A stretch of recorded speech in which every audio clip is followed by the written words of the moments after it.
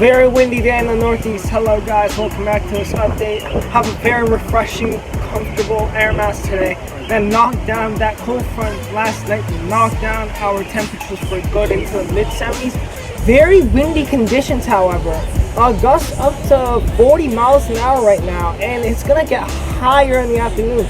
So tree damage could be possible, maybe some small branches falling. But anyways, that's for today. For tomorrow, we're gonna be dealing with the heat again. But for Wednesday, this threat right there, that's a slight risk for New Jersey. I'm telling you, severe weather possible once again, and this could be another chance of a powerful squall line possible for the late afternoon and evening hours on Wednesday. We could be talking large hail, damaging winds, isolated tornadoes. Once again,